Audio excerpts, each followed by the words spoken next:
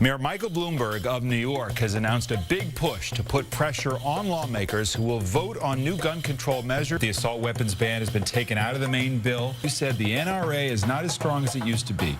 The NRA is proving to be exactly as strong as it used to be. This isn't about Wayne LaPierre.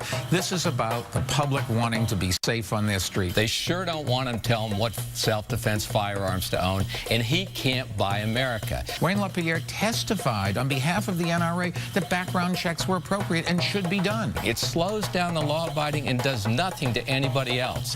But they don't apply to 40% of the gun sales today. I know the media doesn't want to talk about it, is putting security in school. Tell me how it violates anyone's constitutional right. And how much it has to do with this decade agenda to attack the Second Amendment.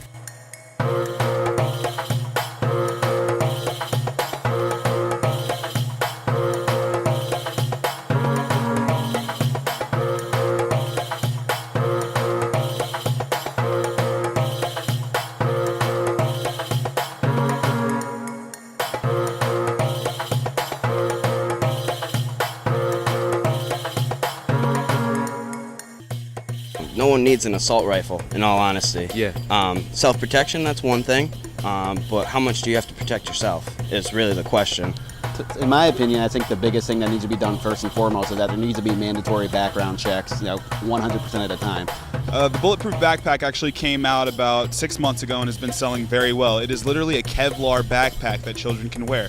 They have sold out so much so that they are overstocked on orders for the next 2 months. So, what happens whenever you ask for a compromise, you lose logic, because then people decide, well, what's the best mix of what I want and what you want?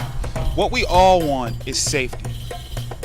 It's hard to say what's safe. That's why, cops are there, that's why there's law enforcement. We're paying for protection. I don't think, civilians need to be carrying, guns. And I don't think the solution's security guards at school. The problem isn't the right to keep and bear arms.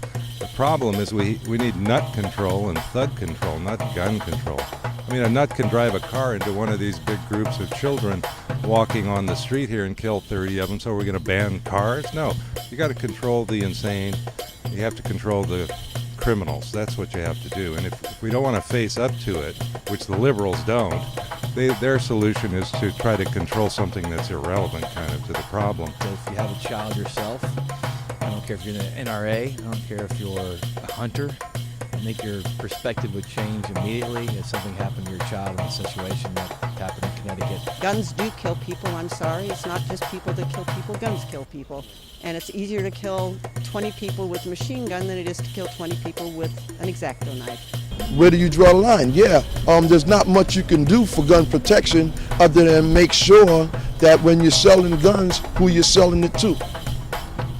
Other than that, and then you can only hope for the best. There definitely needs to be more gun control. It's just the tragedies that happened last year were absolutely devastating. We need to, in some way, prevent that from happening in the future. But at the same time, not infringe upon the rights to bear arms as well, because I think that is kind of like a sacred law to be able to defend yourself with a certain firearm.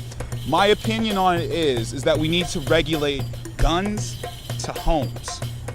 Your personal possessions, your dog, your TV, your computer, these are things that should be protected because you've worked hard. You've spent not your money, but your time on these things. These are things that you've built your life around. So I can understand you wanting to protect them.